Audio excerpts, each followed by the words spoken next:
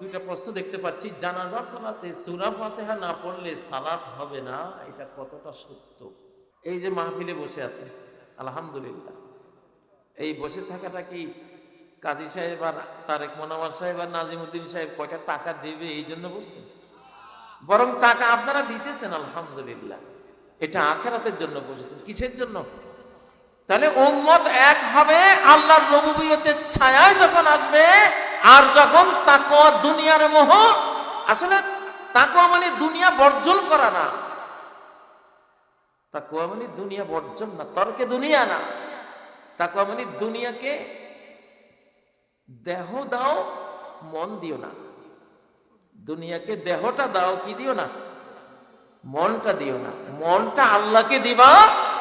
আল্লাহ যে জান্নাত তোমার জন্য রেখেছে, মনটা সেই জান্নাতকে দিবা। ঠিক আছে? তাকওয়া যুহুদ মানে লাইসা তারকাত দুনিয়া, দুনিয়া ছেড়ে দেয়া না, দুনিয়া রাখবা কিন্তু দুনিয়াতে মন দিবা না, মনের ভিতরে দুনিয়া ঢুকাইবা না। জাহাজ পানি ছাড়া চলে না, নৌকা পানি ছাড়া চলে না, কিন্তু সেই পানি নৌকার ভিতরে ঢুকলে নৌকার জাহাজ টাইটানিক হয়ে যায়। কি হয়? তো যাই হোক, আসলে দুইটা প্রশ্ন দেখতে পাচ্ছি। জানাজা সালাতে সূরা ফাতিহা না পড়লে সালাত হবে না, এটা কতটা সত্য? সালাতটা পূর্ণাঙ্গ হয় না আর কি। মিনাস সুন্নাহ আন তুকরা আল ফাতিহা ফি আল জানাজা। প্রথম তাকবীরের পরেই রাসূল সাল্লাল্লাহু আলাইহি সাল্লাম এবং সাহাবীরা তারা আউযু বিল্লাহ বিসমিল্লাহ শেষে সূরা ফাতিহা পড়তেন। এটা সহিহ বুখারীর হাদিস, সহিহ বুখারীর হাদিস। এটা হলো আফদালুদ দুআই আলহামদুলিল্লাহ, সর্বশ্রেষ্ঠ দোয়া হলো কি? আলহামদুলিল্লাহ। তো সূরা আলহামদুলিল্লাহ যদি না পড়লেন তাহলে তো মুর্দা মানুষটাকে সর্বশ্রেষ্ঠ দোয়া থেকে বঞ্চিত করবে, ঠিক না? আলহামদুলিল্লাহর মতো কোনো দোয়া আছে কোরআনে? এত বড় কোনো দোয়া নাই। এই দোয়া তো মুর্দার সবচেয়ে বেশি দরকার। এই জন্য এই দোয়াটা পড়বেন ইনশাআল্লাহ। তবে আমাদের বাংলাদেশে হানাফি মাযহাবে সূরা ফাতিহা যদিও পড়ে না, হানাফি মাযহাবের বহু আলেম সূরা ফাতিহা পড়াকে সুন্নাহ বলেছেন। আব্দুল হাই লখনবী রহমতুল্লাহ আলাইহি, হানাফি মাযহাবের বড় আলেম, তিনি এটাকে সমর্থন দিয়েছেন। আর ইমাম আবু হানিফা রাহিমাহুল্লাহ বলেছেন ইজা সাহহাল হাদিস ফাহুয়া মাযহাবি, হাদিস সহিহ হলে ওইটাই আমার মাযহাব, কোনো বাধা নেই। তো সেটা আপনারা পড়বেন ইনশাআল্লাহ। জনৈক বক্তাকে প্রশ্ন করা হলে তিনি বলেন, জাতীয় মসজিদের ইমাম থেকে ফতোয়া ইলম নেওয়া জায়েজ নেই। আপনার মতামত জানতে চাচ্ছি। এখন ভাই ব্যক্তিগত পছন্দ অপছন্দ আছে মানুষের, ঠিক না? যে মসজিদে একজন ইমাম সাদ ইবনে আবি ওয়াক্কাস রাদিয়াল্লাহু তাআলা আনহু আশরায়ে মুবাশশারার একজন, 10 জন জান্নাতের সুসংবাদ প্রাপ্তদের মধ্যে একজন, ইরাকের একটা মসজিদে উনি ইমাম ছিলেন। মুসল্লিরা কেউ ওনারে পছন্দ করতেছে না। ওনার বিরুদ্ধে অভিযোগ দিয়েছে যে ইনি নামাজ পড়াইতেই জানেন। উনি হলেন আশরায়ে মুবাশশারার সদস্য। সালাত কেমনে পড়তে হবে আল্লাহ রাসূলের এই হাদিসগুলি যিনি বা যারা বর্ণনা করেছেন। তো রাসূলুল্লাহ সাল্লাল্লাহু আলাইহি ওয়াসাল্লাম নামাজ যতটা দীর্ঘ ছিল, যোহর আসরে প্রায় 30 আয়াতের মতো লম্বা পড়তেন, একটা সেজদায় প্রায় 10 তাসবিহ পরিমাণ, রুকুতে 10 তাসবিহ পরিমাণ লম্বা লম্বা। আর ওগুলি তো হলো তাড়াহুড়োর মুসল্লি, তো ওরা ধরছে এত সময় লাগে মিয়া 4 রাকাত পড়তে, ওরা কখনই নামাজ পড়াইতেছে। তো এখন কি করব? হযরত ওমর পরে গিয়া মুসল্লিদের বক্তব্য শুনলেন, শুনে বুঝলেন যে আসলে যেমন শুটকি তেমন বেগুন হয় নাই এখানে, এরা যেমন ওই জাতীয় একজন ইমাম দিতে হবে। সাদ ইবনে ওয়াক্কাসকে উনি বললেন, তুমি চলে আসো ভাই, আসলে তোমার উপযুক্ত মুসল্লি এখানে নাই। জানি না এখন বাইতুল মুকাররমের খতিব সাহেবের উপরে কি জন্য খেপছে। ওনার সব কথা যে আমরাও মানি সেটাও না, কিছু মাসলা মাসাইলের মধ্যে ইখতিলাফাত তো থাকবেই। তো তাই বলে ওনার ফতোয়া নেওয়া জায়েজ নাই ঢালাও ভাবে বলা যাবে না। বড়জোর বলা যাবে, যেই কোনো আলেম কোনো ফতোয়া দিলে যদি দলিল না দেন তাহলে আমি সেটা মানব না। আমি একটু ভিন্ন ব্যাখ্যা দিই। ভিন্ন ব্যাখ্যা দেয় এই জন্য যে যারা শেষ জমানার হাদিসের পাঠক বা ছাত্র, শেষ জমানার হাদিসগুলো তারাই বেশি বুঝবে, কারণ এটা তাদের যুগের, এই জন্য। তো নবুয়তকে 46 ভাগ যেটা করেছেন, অর্থাৎ নবীজি সাল্লাল্লাহু আলাইহি সাল্লাম 46-এর 1 ভাগ তিনি যাপন করে গেছেন 23 বছর। কত বছর? ওনার নবুয়তি জিন্দেগি ছিল কত বছর? 23 বছর। 23 বছরে যেটা রেখে গেছেন তার সাহাবায়ে কেরাম, তার সহচর, ছাত্রবৃন্দ, উম্মত, তাদের মাধ্যমে আমরা পেয়েছি অর্ধেক পৃথিবী। অর্ধ পৃথিবী করেছ শাসন, ধুলার তখ্তে বসি, ঠিক না? 23 বছরে পেলাম কত? অর্ধেক পৃথিবী। তো বাকি অর্ধেক পেতে কত বছর লাগবে? 23 বছরই লাগবে, এর বেশি না। এই উম্মতের শুরুটা যেমন শেষটাও তেমন। মাসালু উম্মতি কামাসালিল গাইস লা ইউদরা আউয়ালুহু খায়রুন আম আখিরুহু। আমার উম্মতের এক্সাম্পল হলো মুষলধারার বৃষ্টির মতো। এটা কেউই বুঝতে পারবে না যে প্রথমটা বেশি উত্তম না শেষটা, মানে দুইটাই সিমিলার, সমান। তাহলে প্রথমটা যদি 23 হয়, লাস্টেরটা কত হবে? তাহলে 24 থেকে 23 বছর হিসাব করলে কত হয়? 46। যাই হোক, এটা একটা দর্শন, হাদিসের আলোকে, কোরআনের আলোকে। এটি সূরা আল কাসাসের মধ্যে একটা ইঙ্গিত আছে। ইন্নাল্লাযী ফারাদা আলাইকাল কুরআনা লারাদ্দুকা ইলা মাআদ। যে আল্লাহ তোমার উপরে কোরআন ফরজ করেছেন, তিনি তোমাকে আবার ফিরত আনবেন, প্লেস অফ রিটার্নে। তুমি হে মুহাম্মদ, তুমি যে 23 বছর যাপন করে চলে যাবা, এটা শেষ না। আবার এইরকম একটা প্লেস অফ রিটার্নে আল্লাহ তোমাকে ফেরত আনবেন। আমি আশা করি মুহাম্মদ সাল্লাল্লাহু আলাইহি সাল্লামের দ্বীনের, নবুয়তের, তার রেখে যাওয়া কোরআনের, সুন্নাহর, তার রেখে যাওয়া ইসলামের এখন আবার রিটার্ন আসার সময়, আলহামদুলিল্লাহ। তো আগেরটা যদি 23 হয়, এটাও কত হবে? 23 হবে ইনশাআল্লাহ। ইনশাআল্লাহ আরো কিছু প্রেডিকশন আছে এই বিষয়ে 2046 নিয়ে, আমি সেদিকে যাচ্ছি না।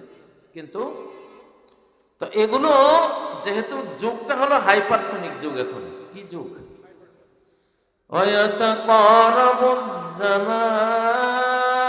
জামানা খুব গতিশীল হয়ে যাবে। হাত্তা তাকুনা সানাতু কাশ-শাহর, বছর হয়ে যাবে মাসের মতো। বছর হয়ে যাবে কিসের মতো? মাসের মতো। 1 মাস সমান 1 বছর, 2 মাস সমান 2 বছর, 3 মাস সমান 12 মাস সমান 12 বছর। মানে এখন আপনি 1 বছরে 12 বছরের গতি আপনার থাকবে সব কাজে, সব ক্ষেত্রে। তো গতি বাড়লে নজর কি কাছে দিতে হয় না দূরে দিতে হয়? গতি যত বেশি হয় নজর তত দূরে। পাখিরা যখন আকাশে উড়ে 100-200 কিলোমিটার গতিতে, ওদের নজর থাকে কমপক্ষে 2 কিলোমিটার দূরে, ঠিক না? তো আপনার যেহেতু গতি বেশি, এই জন্য নজরটা আমি 46 পর্যন্ত দিলাম আপনাকে। খুব গতি না, নাহলে দিশাহারা হয়ে যাবেন। কিরে, ভেনিজুয়েলার কি হলো, ইরানের কি হচ্ছে, গাজার কি হচ্ছে, বাংলাদেশ নিয়েও তো খুব টানা হেঁচড়া। এখন এই জ্ঞানগুলো, শেষ জমানার যে জ্ঞানগুলো, এইটা না থাকলে দিশাহারা হয়ে যাবে। গতি বেশি তো, এই জন্য নজরটা দূরে রাখবেন ইনশাআল্লাহ। লিল্লাহি তাকবীর। তাহলে ইসলামের বিজয় সুসংবাদ কোরআন ও সুন্নাহে আছে না নাই? ইনশাআল্লাহ। প্রিয় ভাইয়েরা, আমাদের আইডেন্টিটিটা কি? আমাদের কি? ইসলাম। স্থানীয় পরিচয় হলো বাংলাদেশী। ঠিক না? মুসলিম উম্মাহ সদস্য। আখিরাতের আইডেন্টিটি শুধু একটাই থাকবে, আর কোনো আইডেন্টিটি আখিরাতে নাই, কোনো পরিচয় নাই। পরিচয় একটাই, ঈমান। পরিচয় কি? ওই মা বাবার সাথে তাদের ছেলে মেয়েকে আমি একসাথে করি। আমাদের পরিচয়টা কি? ঈমান। আচ্ছা, আলহামদুলিল্লাহ, তো বাংলাদেশে এই ঈমানের একটা জাগরণ হয়েছে, একটা জাগরণ হয়েছে, এটা আমরা দেখতেছি আলহামদুলিল্লাহ। এই উম্মত 100 বছর পতন অবস্থায় ছিল। কয়শো বছর? 1924 থেকে 2024, 100 বছরের পরে জেগে উঠেছে, উঠবে, এটা হাদিসে আছে, লম্বা কথা আছে, সেদিকে যাব না। উম্মত এখন জেগে উঠছে। তো এই জেগে উঠাটা আপনারা দেখতেছেন, আমরা দেখতেছি। আমরা ডাকসুতেও দেখলাম, জাকসুতেও দেখলাম, রাকসুতেও দেখলাম, চাকসুতেও দেখলাম, আজকে মনে হয় আরেকটা দেখলাম নাকি? হ্যাঁ হ্যাঁ হ্যাঁ হ্যাঁ, দেখেন, আমি না শুনেই কিন্তু ধারণা করেছি এটা হবে। আমার সাংবাদিকতা হলো কোরআন আর সুন্নাহ থেকে। আপনাদের কোন সাংবাদিক কি কইলো ওইটা অনেক সময় না জানলেও চলে। আমি একটা জিনিস ফলো করি, ইবনে আব্বাসের একটা কথা, লাউ ফাকাততু ইকানাল্লাহ ওয়াজাদতুহু ফি কিতাবিল্লাহ। আমি যদি একটি রশি হারাই, তাহলে এই রশিটা আমি খুঁজবো রাস্তাঘাটে নয়, কোরআনের মধ্যে। আমি কোরআনের পৃষ্ঠা থেকে আমার রশি কই পড়ছে, ওই রাস্তায় না গিয়ে এখানে বসে বলবো এটা ওই অমুক রাস্তায় অমুক জায়গায় আমার রশিটা আছে, যা তো নিয়ে আয়। সুবহানাল্লাহ। আমার শেখ তারেক মুনাওয়ার আছে, যুবক তো, বুড়ারা একটু জওয়ানদেরকে কিছু এরকম কাহিনী শোনার লাগে, তাহলে ওরা জজবায় আসে। এখন ওনারা যদি জজবাজ, কিরে আমরা কেন দেখবো না, আমরাও দেখা উচিত নাকি? এই যুগটা কোরআন দেখার যুগ, তাফসিরের যুগ না। আপনারা লিখছেন তো তাফসির, ঠিক আছে, এটা হলো ট্র্যাডিশনাল, গতানুগতিক, কিন্তু এই যুগটা দেখার যুগ। সানুরিহিম আয়াতিনা, আমি শীঘ্রই আমি দেখাবো আমার বান্দাদেরকে, আয়াতিনা, আমার আয়াতগুলো আমি দেখাবো। সুবহানাল্লাহ, সুবহানাল্লাহ। তো আমি একটা আয়াত তেলাওয়াত করেছি, সূরা নামের 125 নম্বর আয়াত। فَمَن يُرِدِ اللَّهُ أَن يَهْدِيَهُ يَشْرَحْ صَدْرَهُ لِلْإِسْلَامِ। আল্লাহ যাকে হেদায়েত করতে চান তার সিনাটা খুলে দেন, প্রশস্ত করে দেন, অর্থাৎ নূর দিয়ে পরিপূর্ণ করে দেন, জ্যোতির্ময় করে দেন, আলোকিত করে দেন, যে আলো দিয়ে লিল ইসলাম, ইসলামকে সে স্পষ্ট দেখতে পায় যে এটাই সত্য। এই আয়াতটা এখন বাংলাদেশে দেখা যায় কিনা? হ্যাঁ, আমাদের যুবকদের মধ্যে দেখা যায় কিনা? আমাদের তরুণীদের মধ্যে দেখা যায় কিনা? আমাদের ইউনিভার্সিটিগুলোতে দেখা যায় কিনা? শুধু ইউনিভার্সিটি কেন, প্রত্যেকটা কলেজে গেলে এই 125 নম্বর আয়াতটা চোখে দেখবেন। কিভাবে আমি হয়রান হই, আমি খুব ভাবতাম যে আরে এই যুগের পোলাপান, টিকটকের পোলাপান, এগুলি পাবজির পোলাপান, তারপরে কি সব গেম খেলে, এগুলি কিভাবে হেদায়েত হবে, কিভাবে আল্লাহ আনবেন? সুবহানাল্লাহ। শয়তানরা টেলিভিশন দিয়ে, ফেসবুক দিয়ে, ইউটিউব দিয়ে, ইলেকট্রনিক মিডিয়া দিয়ে, প্রিন্টিং মিডিয়া দিয়ে, সারা ওয়ার্ল্ডের যত অন্তর্জাল বা ইন্টারনেট আছে সব কিছু দিয়ে মানুষদেরকে টানতেছে কুফরির দিকে, পাপাচারের দিকে, ঠিক না? ট্রেনেই গত শতাব্দী আমরা দেখেছি, কি বলবো আমি, 1971-এর স্মৃতি আমার মনে পড়ে। আমার বাড়িতে 60-70 জন তরুণ তাগড়া কলেজের স্টুডেন্ট ছিল, একজনকেও আমি নামাজে পাইতাম না। ওরা থাকতো বিড়ি সিগারেট, তাস, জুয়া, গান বাজনা আর ট্রল করত। আমি ওদের ট্রলের জ্বালায় পাঞ্জাবি লুকাইবার জন্য লুঙ্গি একটু উপরে তুইলা লুঙ্গি দিয়ে পাঞ্জাবি ঢাকে বাজারে গেছি।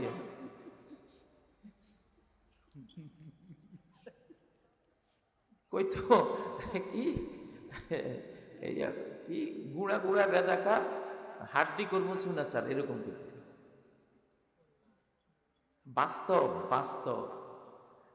তো একদিন আমারে একজন বলল, এই শোন, তখন আমার বয়স মনে হয় 4-5 বছর, ছোট্ট মানুষ। ও বলছে একটা স্টার নিয়ে আয়, স্টার সিগারেট। আমারে বলছে স্টার আনো, শুধু স্টার বলছে, সিগারেটটা আর বলে না। এটা আমি তো আর চিনি না স্টার কি। এটা পাটোয়ারি বাজারে যাইতে যাইতে এটা হয়ে গেছে স্টার্ট। এখন আমি সারা বাজারে হাঁটতেছি, বলছি ভাই স্টার্ট আছে? কি কষ্ট স্টার্ট মানে? না স্টার্ট না, তুই মনে হয় ভুল করতেছিস, এটা স্টার সিগারেট হবে। মিয়া সিগারেট তো কয় নাই, উনি স্টার্ট কইছে। আমি মায়ের খামো যাই, আমি ছোট মানুষ, সারা বাজারের সব দোকান ঘুরে বাড়িতে আসি, কইলাম যে স্টার্ট তো নাই। কি স্টার্ট নাই?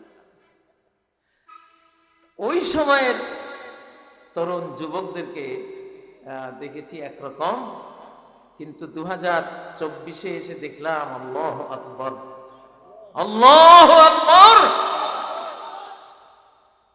ইয়াশরাহ সাদরাহু লিল ইসলাম। আমার আল্লাহ তাআলা, আমাদের আল্লাহ, আমাদের রব্বুল আলামিন, তিনি একটা কাজ করেছেন, কাউন্টার দিয়েছেন আকাশ থেকে, যে এত ইলেকট্রনিক সব ডিভাইস দিয়া, মিডিয়া দিয়া আমার মুসলিম ঘরের বান্দা বান্দিগুলিরে নিয়ে গেছে বেঈমানির দিকে। তো আমি একটা টান মারমো এগুলির ইসলামের দিকে। এটা লড়াই করেছেন আল্লাহ এদের সাথে। কুলুবুল ইবাদ বাইনা আসবাইন মিন আসাবির রহমান। বান্দা বান্দির কলবগুলি কিন্তু, তোমরা যাতে ফেসবুক দেখাও, ইউটিউব দেখাও, টিভি, এটা সেটা, হৃদয়ের মালিক কিন্তু তোমাদের টিভি না, মনের মালিক কিন্তু ইউটিউব না, মন ঘুরাইবার ক্ষমতা কিন্তু তোমার ইন্টারনেটের নাই। ওই ক্ষমতা একমাত্র মালিকের হাতে, মালিক রেখে দিছে ওনার 2 আঙ্গুলের মাঝখানে। আল্লাহু আকবার। একটা ঘূর্ণি দিছে উনি, একটা ঘুরানি দিছে, ইউসাররুহা কাইফা ইয়াশা। এক ঘুরানির লগে টিকটক প্রজন্ম সবগুলি রাজনীতির রাজপথে আসা, বাংলাদেশ স্বাধীন করার, বাঙালি জাতিকে, বাংলাদেশি জাতিকে মুক্ত করার, মুক্তির সংগ্রাম তো ইসলামী সংগ্রাম, এক টানে ইসলামী সংগ্রামের রাজপথে এসে বসেছে। আমাদের পুলিশ ভাইয়েরা বলছেন এগুলিরে মাইরা তো থামানো যাইত না, একটা মারলে 4টা আসে। আগে দেখছি একটা মারছি সব দৌড় পলাইছে, ঠিক না? হ্যাঁ, এখন দেখি একটা মারলে কয়টা আসে? 4টা আসে। এই টানটা কে দিছে? কে এই আকর্ষণটা দিয়েছেন? ইয়াশরাহ সাদরাহু লিল ইসলাম। হৃদয়টাকে খুলে দিছেন। একদিন সার্জিস না জানি কে ঢাকা বিশ্ববিদ্যালয়ের ওখানে বসে বসে এরা উর্দু গান গাইতেছে। সোচতা হ্যায় কিতনে মাসুম থে, कैसे क्या हो गया देखते देखते। বাহ, মাশাআল্লাহ। তোমাদের সুচে এসে গেছে। সুচতা মানে চিন্তা, ভাবছি একটা চিন্তা আসছে, কিরে কি ছিলাম, কত ভালো ছিলাম শিশুকালে, যে মা বাবার পরিবারে জন্ম নিয়েছি, কোরআন পড়েছি, মসজিদে গিয়েছি, আল্লাহ রাসূলের নাম নিয়েছি, কত সুন্দর। বার্ষিকীতে এসে ক্যাসে ক্যা হো গয়া, দেখতে দেখতে দেখতে দেখতে কি থেকে কি হয়ে গেল, এটা তো ঠিক হলো না। এই যে এরা ঘুরছে, আল্লাহ যে ঘুরাইছে, আলহামদুলিল্লাহ আলহামদুলিল্লাহ। এই সিনারিও আপনারা বাংলাদেশে দেখছেন, দেখবেন। হাদির জানাজায় দেখেছেন? ইয়াশা সাদরাহু লিল ইসলাম, এই আয়াতটা হাদির জানাজা একবার দেখেছেন, হাদির কথার মধ্যেও দেখেছেন, হাদির ভাবসাবের মধ্যেও দেখেছেন, ঠিক না ঠিক? বেগম খালেদা জিয়ার জানাজার মধ্যেও দেখেছেন। এই জানাজাটার একটাই কারণ ছিল যে বাংলাদেশের স্বাধীনতার প্রশ্নে এই মানুষটি আপোষহীন ছিল, নিজের দেশ বিক্রি করে সুবিধা কখনো চিন্তা করেননি। আলহামদুলিল্লাহ। আমি কি ভুল বললাম? দেশপ্রেম, এই দেশপ্রেমের উপরে আল্লাহ তারে জাযা দিয়েছেন। তাহলে এটাও ইসলামকে দেখলাম, ইয়াশা সাদরাহু লিল ইসলাম। আগামী দিনেও দেখবেন ইনশাআল্লাহ, প্রত্যেকটি নির্বাচনেও দেখবেন ইনশাআল্লাহ। ফুটবলের মাঠে যখন নারায়ে তাকবীর আল্লাহু আকবার আসছে, তো কান্না কে আল্লাহ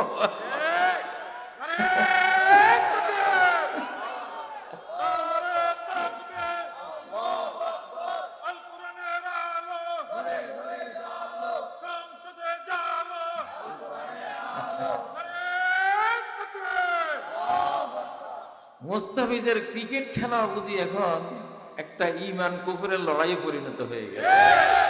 তাকবীর, আল্লাহু আকবার। লিইয়ুযহিরাহু আলাদ-দীন কুল্লিহি ওয়ালাউ কারিহাল মুশরিকুন।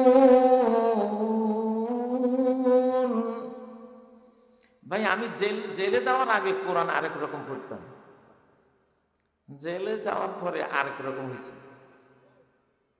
আমি এখন যে স্টাইলে কোরআনটা পড়ি, জেলের আগে এটা ছিল না। জেলের আগে এক খতম কোরআন দিতে সারা বছর চেষ্টা করিও পারিনি, আর এখন প্রতি 7 দিনে আলহামদুলিল্লাহ। এখানেও ইসলাম দেখা যায় কিনা, যে ইসলামের হিট করবা, হিট করলে এটা আরো এটা জেগে উঠবে। যত আলেম জেলে গেছে সবাই জেগে উঠছে আলহামদুলিল্লাহ। এবং যারা জেলে যায় নাই, ও জেলখানার আলেমদেরকে দেখে তারাও জেগে উঠছে আলহামদুলিল্লাহ, ঠিক না? আলহামদুলিল্লাহ। এই ইসলামকে কেউ রোখাতে পারবে না। জোহরান মামদানির নিউ ইয়র্ক শহরের যে রেজাল্টটা, আল্লাহু আকবার, আপনারা সেটা শুনেছেন যে তুলসী গেবার্ড বলেছেন যে ইসলাম আমার আমেরিকাকে খেয়ে ফেলতেছে। সে তো বলছে ইসলাম আমার আমেরিকাকে খেয়ে ফেলতেছে। আমি মনে মনে ভাবি এটা যে বাংলাদেশ থেকে শুরু হয়েছে, এটা তোমার না বুঝাই ভালো। 2024-এ আল্লাহ এই বাংলাদেশি জাতিকে ইসলামের জন্য মনোনীত করেছেন আলহামদুলিল্লাহ। আলহামদুলিল্লাহ। এত আবেগ, মাহফিলের প্রতি এত ভালোবাসা, কোরআনের মাহফিলের প্রতি এত ভালোবাসা, এত গণজমায়েত, এই যে গভীর রাত শীত উপেক্ষা করে বসে থাকা, এগুলি বাংলাদেশ ছাড়া কোথাও এরকম নাই, ঠিক না ঠিক? আল্লাহু আকবার। তাহলে ইসলাম আমরা দেখব এখন যেটা হচ্ছে, প্রায় 1 শতাব্দীর কাছাকাছির যে বিশ্বনীতি ছিল যে কেউ কারো সার্বভৌম দেশে আক্রমণ করবে না, অলরেডি এটা ভেঙে গেছে। এটা কি ভেঙে গেছে? এখনকার যে রাষ্ট্র ব্যবস্থা, এটা ধ্বংসস্তূপে পরিণত হবে। হলে এই ধ্বংসস্তূপ সরিয়ে ইসলামী খেলাফতের রাজপ্রাসাদ এই ধ্বংসস্তূপের উপরে নির্মাণ হবে ইনশাআল্লাহ। এই লক্ষণটাও এসে গেছে, এসে গেছে না? ওয়ালাউলা দাফুল্লাহিন নাস বা'দুহুম বিবা'দিন লাফাসাদাতিল আরদ ওয়ালাকিন্নাল্লাহা যু ফাদলিন আলাল আলামিন। যদি আল্লাহ একদল মানুষকে দিয়ে আরেক দলকে প্রতিহত না করাতেন, তাহলে পৃথিবী ধ্বংস হয়ে যেত। এখন একটা লড়াই লাগবে ইনশাআল্লাহ। বাংলাদেশেও কিন্তু লড়াইটা আসতেছে বিশ্বব্যাপী। এখন কোনো ছোট রাষ্ট্রের নিরাপত্তা থাকবে না, কোনো ছোট রাষ্ট্রের নিরাপত্তা থাকবে না। এখন একটা আয়াত দেখবেন, সে আয়াতটা সূরা মুমিনুনের 52 নম্বর আয়াত, 52-53 নম্বর আয়াত, ওই আয়াতটা দেখবেন। সেই আয়াতটা কি? ওয়া ইন্না হাযিহি উম্মাতুকুম উম্মাতান ওয়াহিদা। এইটা যে একটা জাতি, 57 রাষ্ট্র মিলে যে এক জাতি, দুই জাতি না। কোরআনে এটা আছে না নাকি?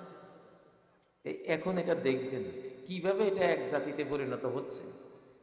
সৌদি আরব আর পাকিস্তান অলরেডি এক জাতি হয়ে গেছে। ওদের দেখা দেখি এখন বাংলাদেশেও আলহামদুলিল্লাহ এক জাতি হয়ে যাচ্ছে। এর পাশাপাশি তুরস্ক, ইরান, তারাও, কাতার, তুরস্ক, ইরান, তারাও পাকিস্তানের সাথে একজোট হয়ে এক জাতিতে রূপান্তর হচ্ছে। এরপরে দেখবেন 57 রাষ্ট্রই একটা যুক্তরাষ্ট্রীয় কাঠামোতে ঐক্যবদ্ধ এক মহা সাম্রাজ্যে রূপান্তরিত হয়েছে ইনশাআল্লাহ, ইনশাআল্লাহ।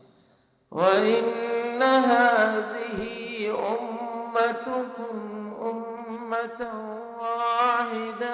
তো এক জাতি যে তোমরা হইবা, এক জাতি হইতে হইলে দুইটা জিনিস লাগে। কয়টা জিনিস? এটা পরে কইছে আল্লাহ। ওয়া আনা রাব্বুকুম, আমারে রব হিসেবে মানতে হবে। আলহামদুলিল্লাহ, শুরু হয়েছে তো, শুরু হয়েছে তো। নারায়ে তাকবীর নাকি? আল্লাহু আকবার। জয় বাংলা মানে এখন কি? জয় বাংলা মানে এখন ধ্বংস বাংলা। জয় মানে এখন ধ্বংস, জয় মানে কি? ধ্বংস। সেটা বিদায় হইয়া নারায়ে তাকবীর। তাহলে আল্লাহ রুবুবিয়তের সেই শাহানশাহী দবদবা, শান শওকত, জাকজমক নিয়ে এটা একত্ববাদটা বাংলাদেশে নাজিল হয়েছে কিনা, সারা বিশ্বে নাজিল হয়েছে কিনা? বাংলাদেশ, পাকিস্তান, সৌদি আরব, তুরস্ক এক জাতি না? কিভাবে একসাথ হয়ে যাচ্ছে? আলহামদুলিল্লাহ, একসাথ হয়ে যাচ্ছে না?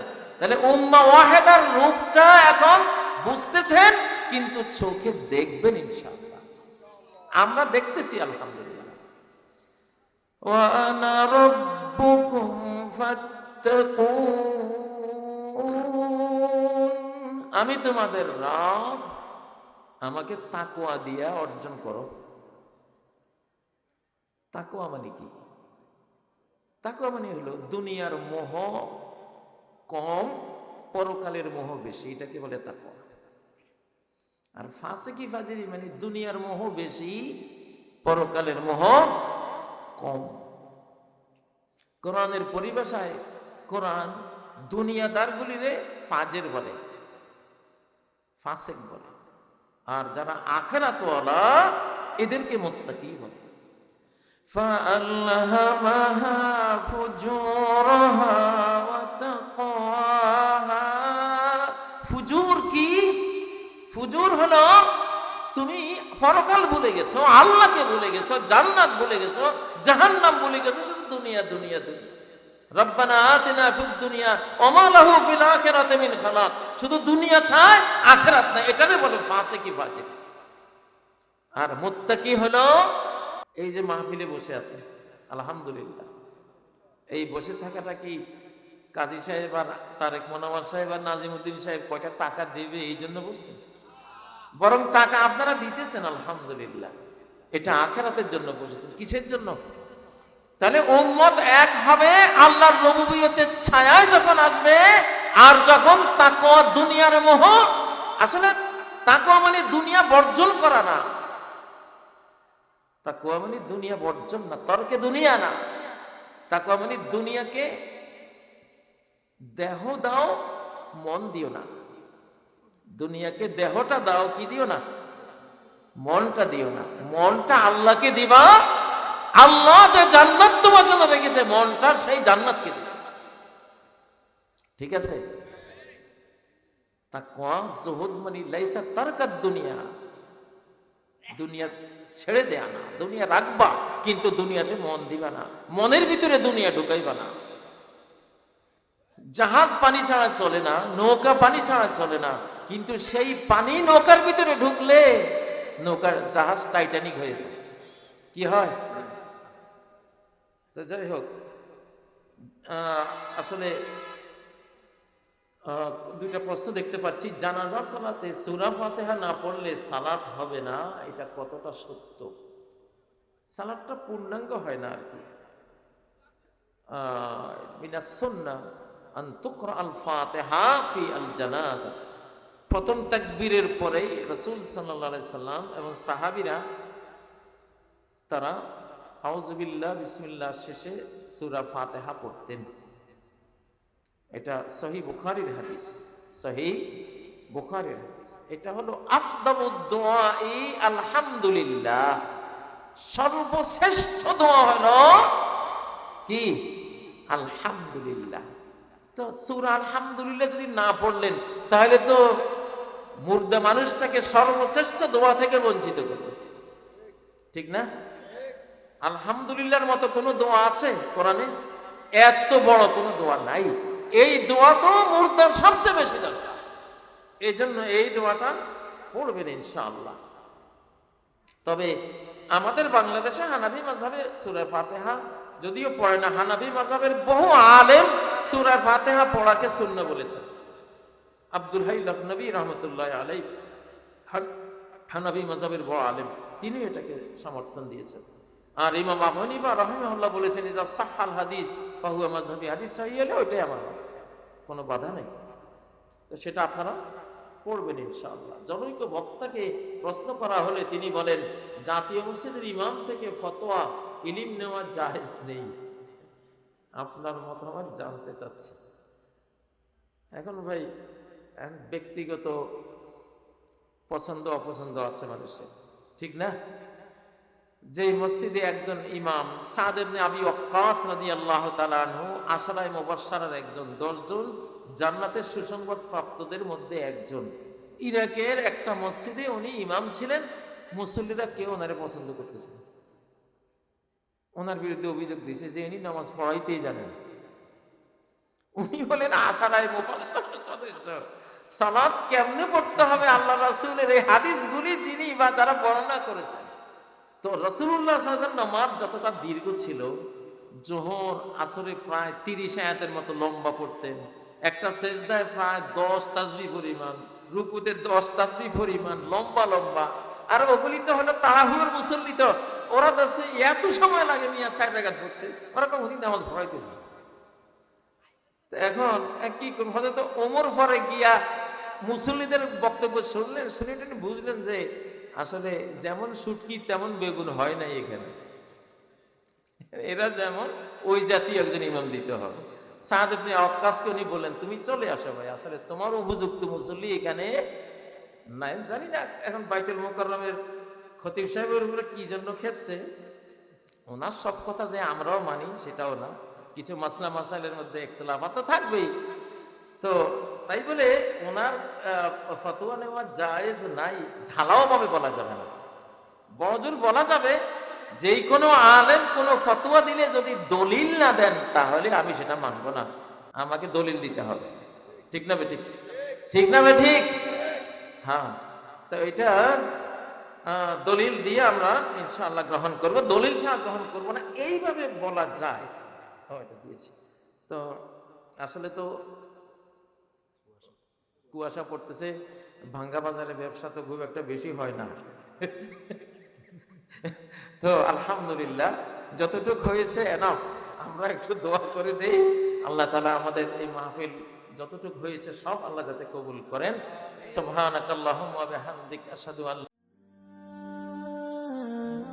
আইইউবি মিডিয়া, অপসংস্কৃতি মুক্ত আধুনিক ভিডিও সেন্টার।